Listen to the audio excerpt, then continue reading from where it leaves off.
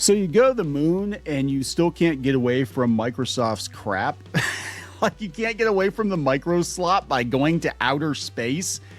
Yeah, according to Universe Magazine, Artemis II mission encountered a Microsoft glitch in deep space, and we're gonna play that glitch for you. Apparently, their Outlook was not working in deep space. Can you imagine being trapped in space with Microsoft products? Like, seriously, that is a horror movie. In space, no one can hear you scream, right? At the computer. So we're going to talk about this. I got to give a hat tip to WJ, who popped into our comments on another video, and I had missed this story. I didn't know that this happened. And I think it's kind of funny, and I'm glad, nothing bad happened to the astronauts, obviously. But, yeah, it's like Microsoft is just pure crap, and now it's on display for the entire galaxy to see. So now all the aliens know how bad Microsoft is too. So let's talk about this. Before you get into it any further, please subscribe for more pop culture news, views, and rants, guys. This is Kneon. This is Clownfish TV, and this is apparently another daily dose of Microslop. So coming from Universe Space Tech Universe Magazine, even if you're hundreds of thousands of kilometers away from Earth aboard the Orion spacecraft, that doesn't guarantee you'll be spared the everyday problems familiar to every office worker. During the live broadcast of the Artemis II mission, viewers witnessed not only majestic scenery, but also a humorous, albeit somewhat stressful moment. The astronauts struggle with Microsoft software. Jeez. In space, no one can hear you slop. Slop Wars. I don't know. Slop Trek? Slop Trek. That's what we're going to call the video, maybe. Slop Trek. Attentive social media users, particularly on Blue Sky, noticed an unexpected exchange between the crew and mission control in Houston. Instead of reporting orbital parameters, Commander Reed Wiseman was forced to complain about glitches with his email. All right, let's take a look at this video from Nikki Grayson on Blue Sky. We suspect the issue with your PCD may be Optimus software. We were able to connect to PCD1 on, we can see it on the network. So with your Go, we can remote in and take a look directly. Yeah, go for it. And then I also see that I have two Microsoft Outlooks, and neither one of those are working. If you want to remote in and check Optimus on those two Outlooks, that would be awesome. All right, we will join in on your PCD, and we'll let you know when we're done. Oh my God. How embarrassing. How embarrassing for Microsoft. Right? First time we go to space in a long time. Go past the moon in a long time. And the astronauts are complaining about their Windows updates. Is that what prompted them? Is this what prompted them to turn off the automatic updates? Because that's the thing they're doing now? I don't know, man. It's so ridiculous, and it really isn't that hard to use Linux. I mean, I gotta tell you, if you guys are looking for a tutorial on how to install Linux Mint, I did a couple of videos on the channel, mostly in relation to gaming EMU stations. I did a Batocera. I took a mini PC, turned it into a Batocera. I got like piles. I should be doing more computer videos. I really should, because I am like definitely a geek. I got like piles and piles of computer cases and RAM and hard drives, and there's like all kinds of stuff here at the office. Like, there's all kind. My first job actually was building computers. Well, no, strike that. I was sweeping floors for a mail order PC company. That was my first job. I was 15. And after about 2 months, they're like, you seem like you're not completely stupid.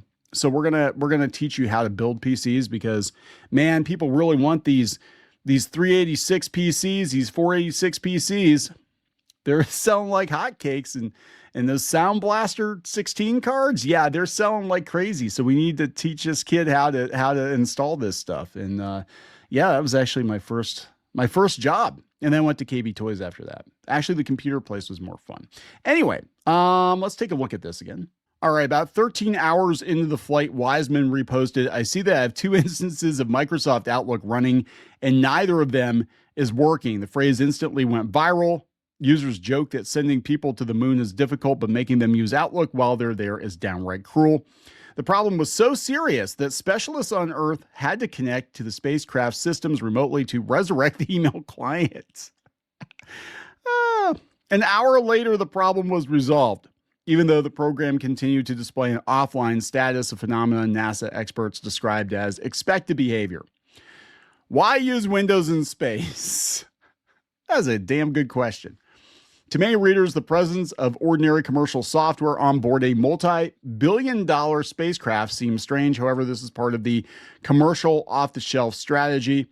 It's important to understand that Orion's mission-critical flight systems rely on specialized radiation-resistant hardware and unique software that has undergone years of testing. However, for everyday tasks such as checking schedules, writing personal letters to family, or reading instructions, astronauts use Windows tablets and laptops.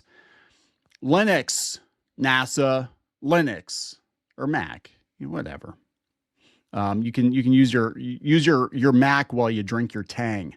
This allows a crew to work in the familiar interface without tying up the resources of the main onboard computers.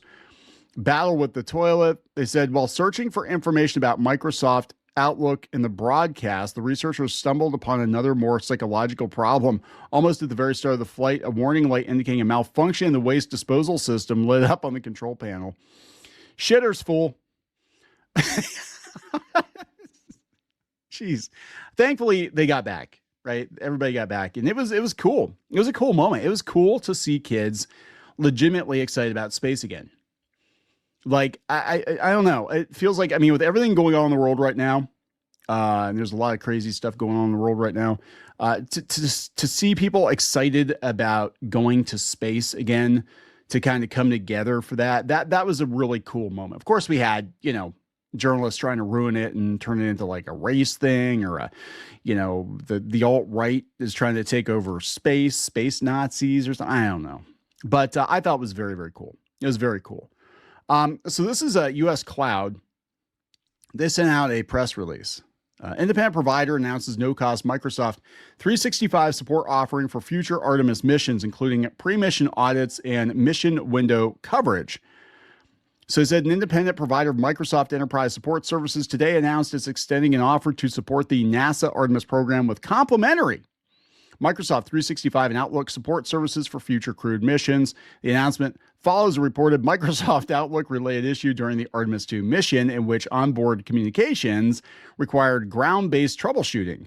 While details of the incident have not been formally published, this situation highlights the operational importance of reliable software performance in mission-critical environments. They said this offer is intended to help reduce risk of similar issues in future missions by providing proactive support and specialized expertise in Microsoft environments. Or we could just switch them to Linux. We could switch NASA over to Linux. As organizations operate in increasingly complex and high-stakes environments, even routine software issues can have outsized operational impact. Our goal is to contribute proven support practices that help identify and resolve potential issues. Yeah, this is embarrassing. We know Microsoft is shit.